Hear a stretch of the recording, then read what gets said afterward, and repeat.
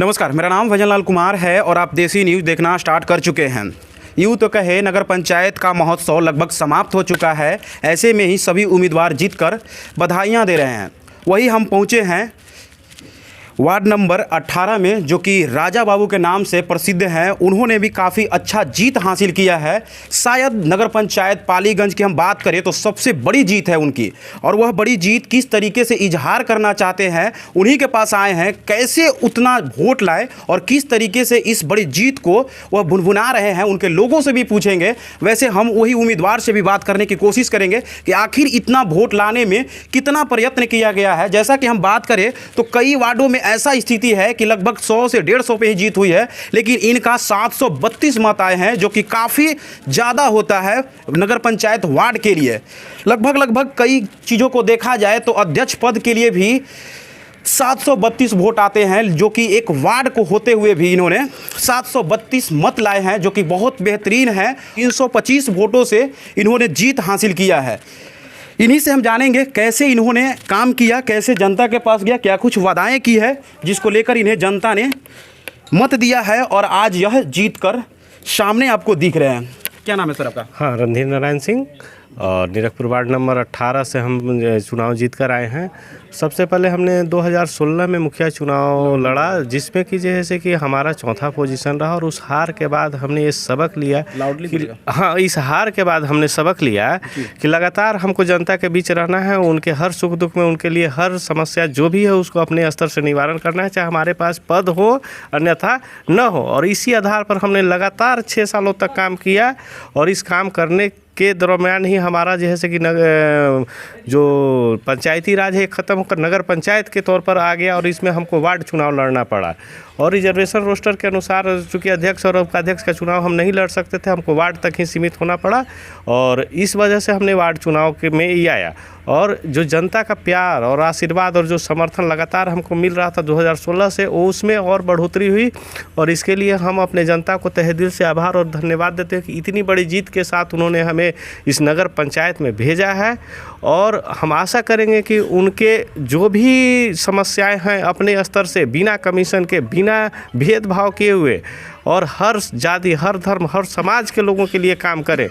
और जो लोग चाहते थे कि पैसे पर हम ये पलट देंगे, वो पलट देंगे, वो चीज़ इन्होंने जैसे कि साफ कर दिया कि चुनाव पैसे से नहीं लड़ा जाता है, पावर से नहीं लड़ा जाता है, चुनाव लड़ा जाता है उनका विश्वास जीतकर, उनका दिल जीतकर, उनके बीच रहकर, उनके लिए काम करके। और यही जनता ने सिखाया, और इसके लिए हम उनके बहुत बहुत आभारी हैं कि उन्होंने हमें ये मौका दिया, हमें गौरवान्वित किया।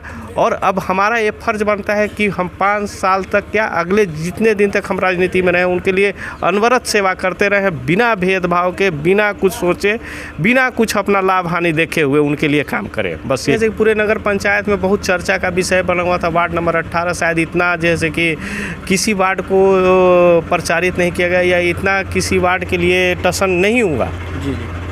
जैसा कि देखा जाए तो आप जनता से किस तरीके से बात करते हैं कि आपको लोग चुना है? नहीं, जनता के बीच बिल्कुल हम अपने तरह बात करते हैं। उनको कभी ये एहसास नहीं होने देते हैं कि हम उनसे अलग हैं, उनसे बड़े हैं, या उनसे एक अगड़ी जाति से बिलोंग करते हैं, या किसी जाति विशेष से, उनसे जाति विशेष नहीं है। उनको लगता है कि ये हमारा बेटा है, हमारा भाई है, हमारा परिवार है, हमारी फैमिली है। तो इस तरह से उन लोगों के पिछले 6 साल से रह रहे हैं। नहीं कि ऐसा जो क्या चुनाव आया हम 2 महीने से उनके साथ रह रहे, ऐसी बात नहीं है। 6 साल का? जी, बिल्कुल 6 साल का कोशिश लगातार हम किसानों के बीच रहे।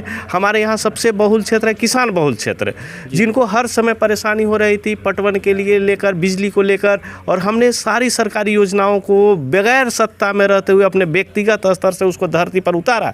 आज हर खेत को बिजली हमने प्रदान किया, हर खेत को पानी का प्रबंध किया अपने स्तर से, खुद अपने का पंप सेट लगाकर, खुद अपने के केबिन लगाकर उनको लिए हमने सुविधा बनाई। और जहाँ तक बना उनको सरकारी योजनाओं का लाभ दिलाया, चाहे वो वृद्धा पेंशन की बात हो या फिर राशन कार्ड की बात हो, सब जगह उनके लिए हमने वर्क किया। लगातार ही पिछले 6 साल से जारी था। बहुत सारे बच्चों का आधार कार्ड नहीं बन पाता था, बहुत सारे बुजुर्ग के नाम में गड़बड़ी होती थी, उनका कुछ स्पेलिंग मिस्टेक होता था, जिनको समझ में नहीं आता था कि उनको कहाँ जाकर करें, कैसे करें।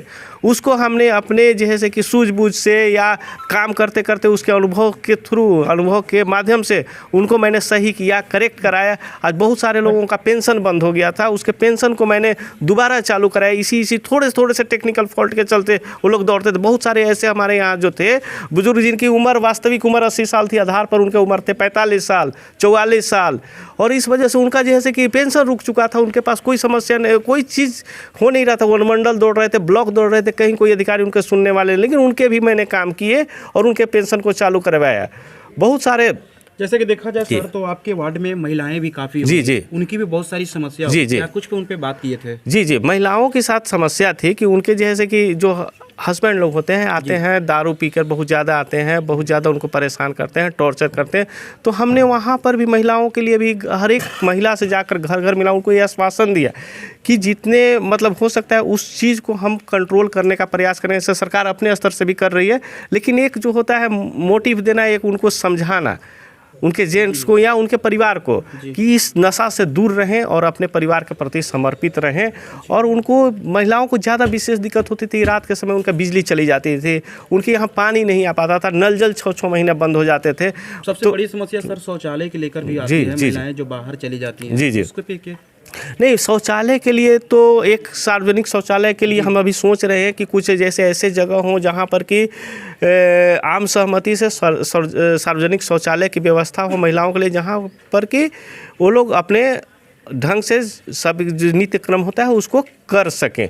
लेकिन अब तो ये बड़ी चीज़ इतनी होती है कि बगैर सत्ता में आए, बगैर पावर में आए, इस चीज़ को नहीं किया जा सकता। लेकिन जनता ने हमको चुना है और पावर दिया है, और हम उम्मीद करते हैं कि 5 साल में उनसे शिकायत कम से कम होगी। हम ऐसा तो नहीं कहते कि शिकायत नहीं आएगी, शिकायत आएगी, काम होगी तो कुछ कमियां रहेंगी, लेकिन कम से कम हो ये कमी, ऐसा हमारा प्रयास। सर, तो यहाँ पे छात्रों को लेकर काफ़ी आवाज़ बुलंद करना होगा, क्योंकि नीचे के लोग जो हैं स्कूलों तक पहुँच नहीं पाते हैं। उन पे क्या कहेंगे सर? जी, स्कूल का समस्या ऐसा है कि स्कूल के समस्या में हम विशेष कुछ नहीं बोले, वो सारी जो इस ढंग से संचालित हो रही हैं उसमें कहीं ना कहीं जैसे कि बिहार सरकार को अपने स्तर से चीज़ों को करना होगा, क्योंकि हम छोटे स्तर पर बहुत चीज़ों को नहीं संभाल पाएंगे अपने स्तर से। बच्चों को स्कूल तक ले जाना, जी, बच्चों को स्कूल तक ले जाने की बात है, तो उनको प्रोत्साहित करने का प्रयास करेंगे। अब वो कितना सफल होता है ये तो आगे जो 3 साल या 4 साल। कपड़े नहीं होते हैं, कई किताब को लेकर ऐसी। जी, अगर वैसे कोई भी अगर बच्चे हैं जो स्कूल जाना चाह रहे हैं या किताब की वजह से नहीं जा पा रहे, तो उनको हम अपने व्यक्तिगत स्तर से उनको सहयोग देंगे, उनको मदद करेंगे